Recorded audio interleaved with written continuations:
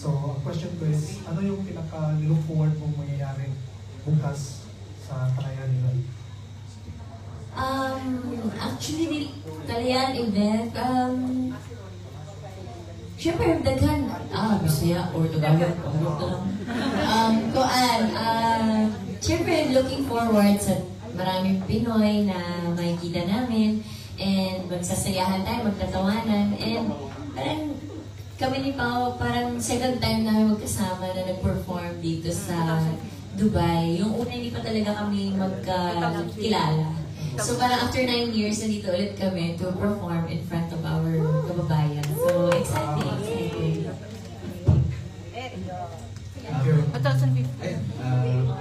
We look forward to tomorrow.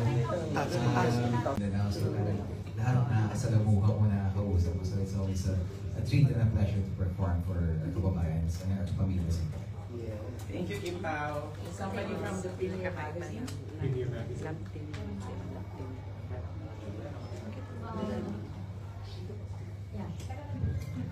Hi po. Hi.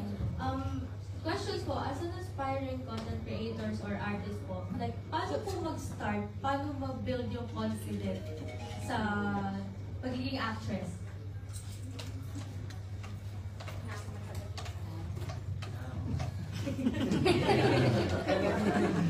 Well, I think we all have the same problem when we start, that we don't have the confidence.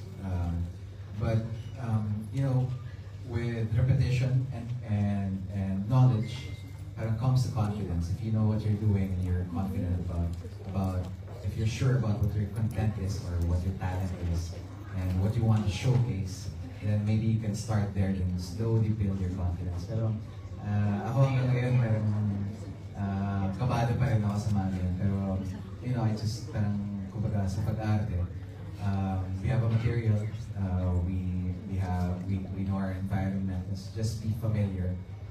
Familiarize yourself with it. You know, sino ba? Si Jake, parang favorite niya yung Jake Wang, kasi favorite niya sinasabi yung repetition, because it actually helps. Parang rehearsing with yourself, rehearsing the lines, rehearsing the dance steps, rehearsing your spills. Parang doon na ayos, doon mo nakikita. And maybe you could always record yourself also to see kung paano mo gustong i-portray sa audience yung content. I hope that helps. Ako naman, siguro the simplest way to explain yung tanong mo is just to keep on trying. Kasi masyado naman malawak yung mundo ng social media or masyado malawak yung mundo ng showbiz world.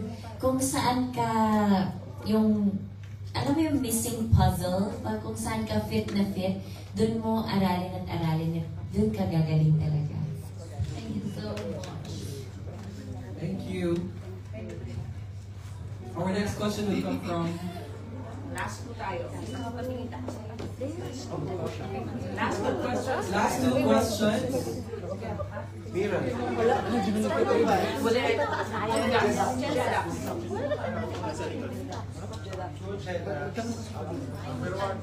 MC? May hapon.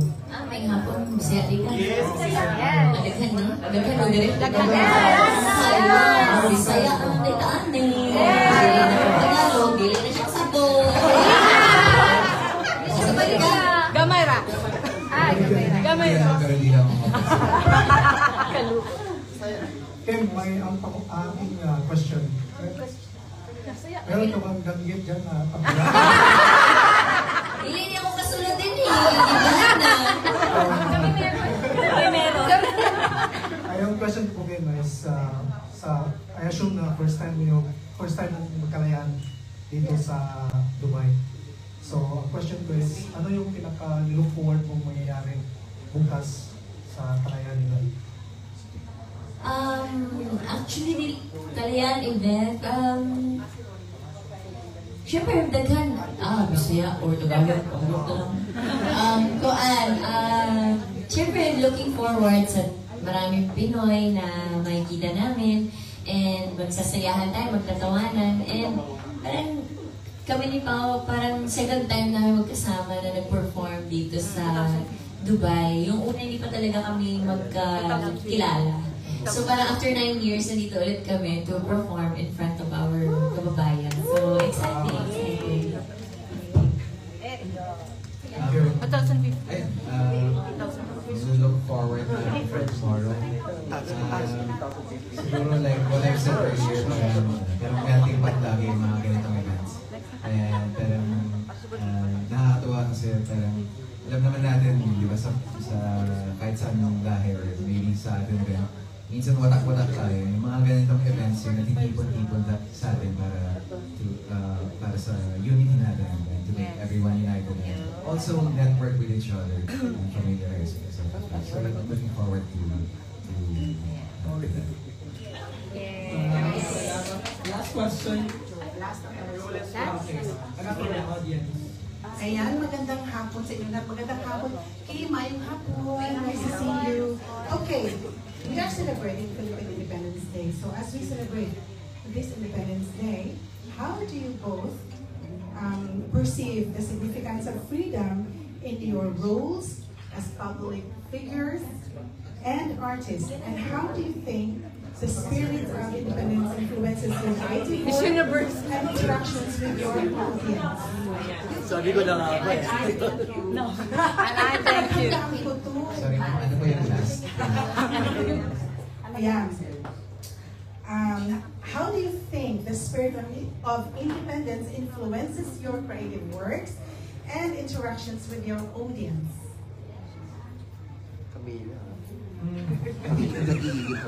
Our independence is very important for any line of work because it doesn't just it gives you freedom to not to do whatever you want, but it gives you freedom to explore and show who you really are without boxing yourself too much. And when it comes to sorry, what was the first question? You remember? Napaisip ko na si Pao. Bisaya, please. Hindi kasi naisip ko lang, independence kasi. So as a public figure, or both of you are public figures, so paano nyo ito incorporate ba sa inyong pagkakuan, sa inyong pagka-artista sa mukha po, uy. Sa inyong pagka-artista rin, sa ninyo nga kanang ma-influence ninyo yung mga audience, sa inyong creative works, inanak. Bisaya, di mo siya din.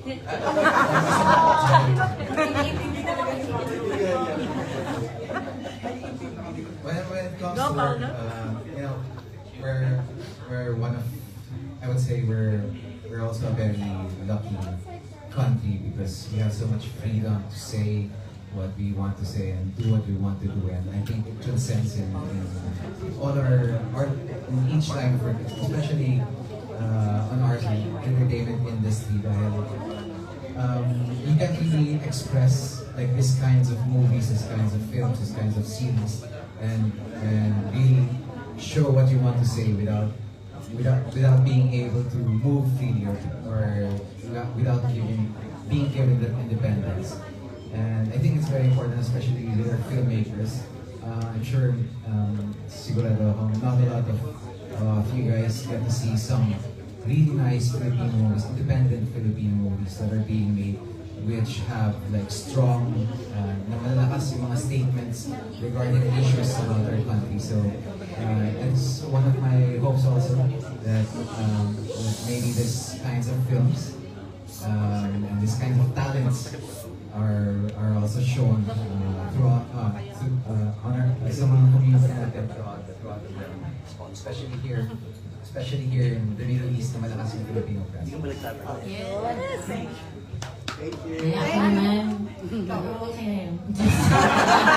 ako naman, independence and how I inspire other people and how do I show it dito sa showbiz world. Siguro, masaya tayo that we have our, parang ang Philippines kasi is a democratic country. We have the freedom of speech, kahit anong pwede natin gawin, huwag lang talaga tayo makakasakit ng kahit na sino.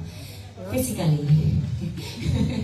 Pero, sobrang colorful ng showbiz world. And then, yung individuality namin is very colorful. As malaya kaming gawin kung ano yung gusto namin gawin. Malaya kaming pumili ng kahit na anong project na gusto namin gawin. Sayaw na gusto namin gawin lahat. So, independence is very important. And then, dapat alam din natin yung self-worth natin. And we have also to be careful din na kasi syempre nasa public figure kami, showbiz world, so maraming nakatingin or nakatingala. So, cautious din kami sa mga kinikilos namin at pinapakita. Para makapag-inspire din kami in a good way sa ibang tao. Thank you so much. To add another test. To add one more thing, I think parang with independence also comes the freedom to explore and find what you really want. Parang minsan kasi pag masyado tayong kinakahon or wala tayong independence and the freedom to move and explore what we want to do. Parang hindi mo alam kung para sa'yo talaga yung career na to or line of work na to kung hindi mo susubukan at hindi mo na-explore at hindi ka binibigyan ng malawak na oportunidad para explore yung mga ibang options. Like you guys are here. Last question! Now, last set of questions from galing sa one of the partners that have brought to the 2024 Emirates Lost Philippines, which is represented by JC. So, yung ating Independence Day celebration ay regalo ito ng host country natin, United Arab Emirates. We are 1 million Filipinos dito eh. So, we are very blessed na tayo ay sinusuportahan na magkaroon tayo ng ating celebration ng 126th Philippine Independence Day. Sa ibang bansa, wala silang celebration na ganito. But since we are a very big community dito, ang gobyerno ay lagi tayong sinusuportahan. Kaya palakpakan naman natin. Then, on, nagpapadala tayo ng mga artista, syempre, coming from our how do you call it, solid na partner, the Filipino Channel. Ito. Kaya naman, napapasaya natin ang libo-libo natin mga kababayan. Lahat ng tanong na ibinigay sa akin, natanong yun ha. Isa na lang talaga. When you learn that you will be coming here sa Dubai to celebrate with the Filipino community para sa ating kalayaan 2024, ano yung pinaka-nilook forward nyo? Apart from, syempre by default, talaga mapapasaya kayo ng mga kababayan natin. Is there something na talagang gusto nyo puntahan, gusto nyo gawin dito sa United Arab Emirates?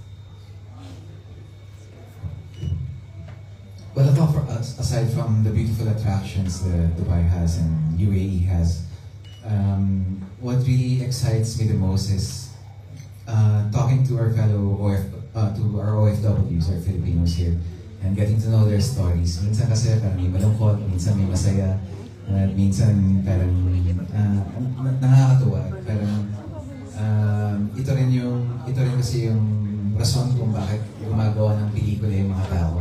And gusto nila magbigay, may gusto rin silang storya na sabihin.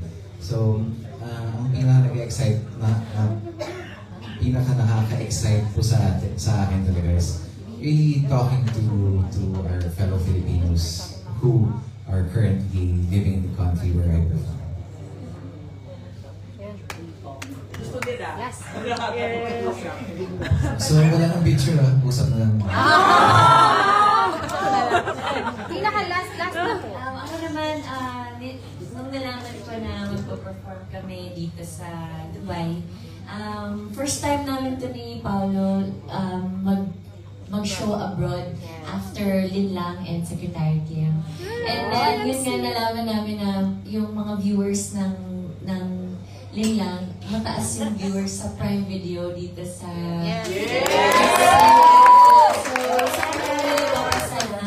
Sana makita namin sila bukas. Laging number 1 sa Dubai, Qatar. So parang sobrang kaming excited. Parang feeling ko tuloy maraming kinakabahan ng mga may mga asawa ba kayo sa Pilipinas?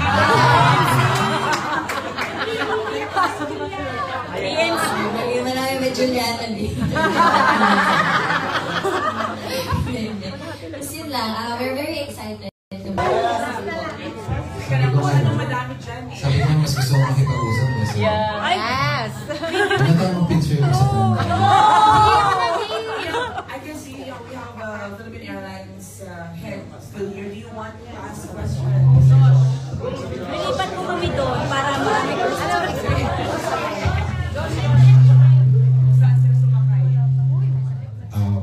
Paolo and Kim, welcome back to Dubai.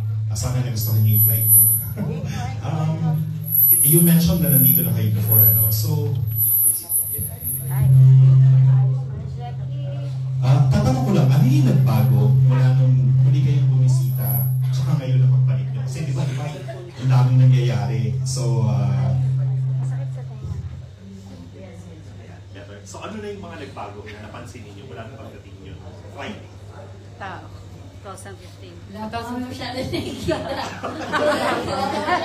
Parang kagabi lang kami dumating. Yeah. So parang wala nothing much Marami. to explore pa. Pakikita pa lang. Palang. Okay. First of all, thank you, sir, for sponsoring our flight.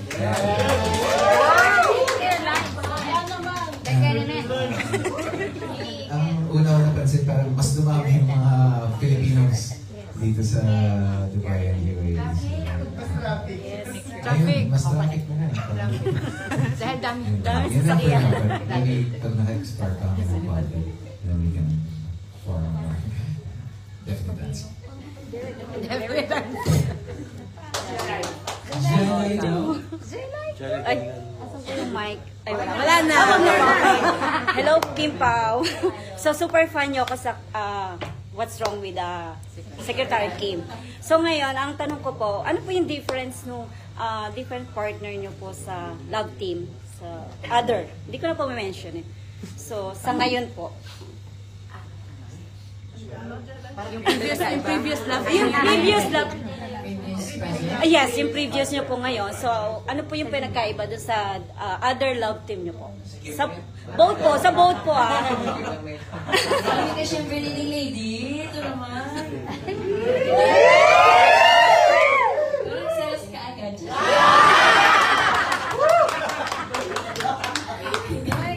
Ano, first time namin